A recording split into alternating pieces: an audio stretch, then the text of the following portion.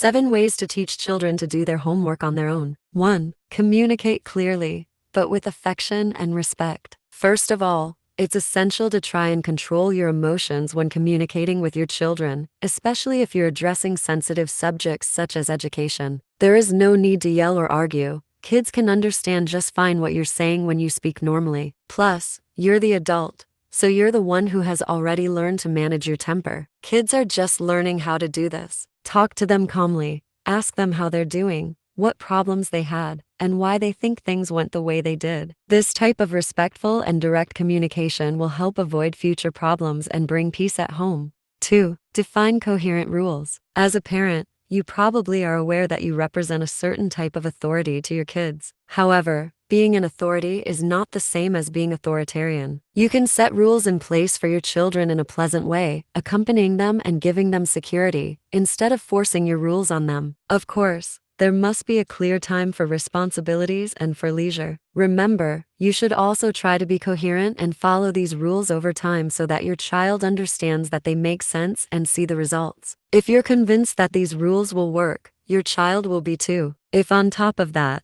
they actually do work, then you'll both have proof of it. If not, then you can change them and adapt to new situations as they come. 3. Acknowledge accomplishments, not just failures. As a parent, you probably have certain expectations of your children. This is perfectly normal since you want the best for them. Maybe you want them to get straight A's all the time, to become a doctor, or to go to Harvard. However, you have to be careful when communicating this to them. Always try to do it in a way that motivates them to progress and learn. For instance, when they get a good grade, even if it's not the best grade, acknowledge it. Instead of giving them material things, such as buying new toys or video games, reward them by spending time with them. This way, they'll grow up with confidence and high self-esteem, prepared for life's challenges. 4. Be a part of your child's process. Getting to know the school your child attends is essential to understand what's going in his or her life. You can start by identifying their school's teaching and evaluation methods. Then try to find out what subjects your child has and what their ways of studying are. It's also important that you try to go to all the parent meetings so you can talk to the people who educate your child every day. After all, your kids do spend a lot of time with teachers and other people from school. Now, with all this information, it will be easier to communicate in case there's a problem. 5. Create a realistic routine that combines studying and resting. You can talk with your child to make sure that he or she finds a fixed time of the day to do their homework or to study. If possible, it should not be too late at night, since both of you will be unmotivated and tired. It doesn't make sense for these periods to be very long either because, just like your own work,